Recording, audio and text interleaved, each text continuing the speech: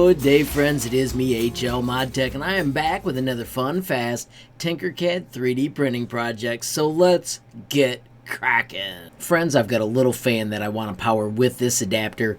I want to make an end so that we can actually insert this instead of just clipping it together. I've had it clipped like that for a while, but it's just kind of janky. Friends, I got a way to make it in Tinkercad. Let me show you what we do. Alright friends, so the whole project's based on electrical wire I had. As you can see, I've torn this apart. I open this up, tear it off, and then I want to get to this piece right here. And then once we strip off the end, this is the part that makes the whole project magic. So knowing the size of this allowed me to make this little adapter that I 3D printed. Let me show you how I built this, and then I'll show you how it all comes together out where I'm adding it. So friends, as you can see, there are lots of attempts right here. When I'm building, I never get rid of my version. I always keep them because you never know when you'll want to go back. So right here I had the tube. You can see there's a plug under there and the pin was going to go through the middle, and then this other wire comes underneath. If we look underneath, you can see the hole where it went in, and that was the plan. Now when I 3D printed it, that never worked. So what I did was switch to this one where I took the entire thing and then I flipped it so it printed like that. That did solve the printing problem. You can see I also made the holes larger. So real quickly, I'm going to do Control D, and I'm going to ungroup this and show you how we built it. I'm going to flip that back the way it was a minute ago, which is probably better for designing. And then if we ungroup, you can see that I have got a cylinder, and then I chose 11 by 11. That worked for my project. I'm going to hide that with Control H. And you can see I've got the piece underneath that is going to be the solid part. I've got a hole the same size for where the plug goes in. I've got a hole for the pin. This is crazy high, but that's how I made it. And then this is where that piece runs through, yet the metal always shows. I'm going to do Control H to hide this, and you can see how that's going to run through the edge, so that way when we plug it in, it connects. And then I added a couple of cones so that those holes would be more open when it was time to put it together. If I do show all, once I had them all in place, I could do Control G to group, and bingo, we had that part.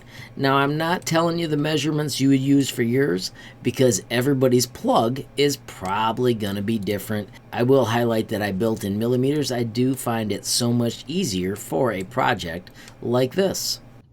Alright everybody, so this is the fan. Notice that was off an AMD CPU.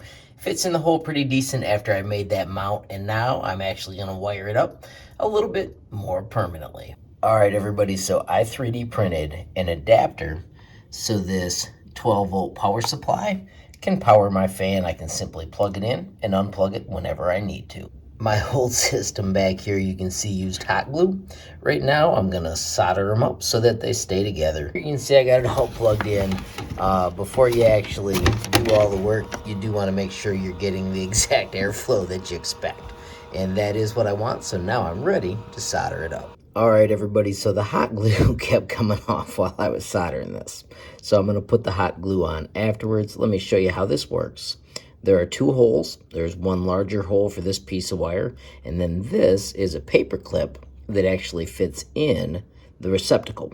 So the way the design works is the larger wire runs up the side and is totally open and actually makes contact with the outside of the pin, and then of course the small paper clip actually goes in the middle.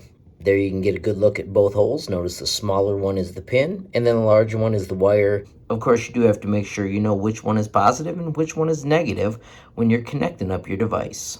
And there you have it with some hot glue and the part in place, so that way we're sure it's oriented the way we want when it cools.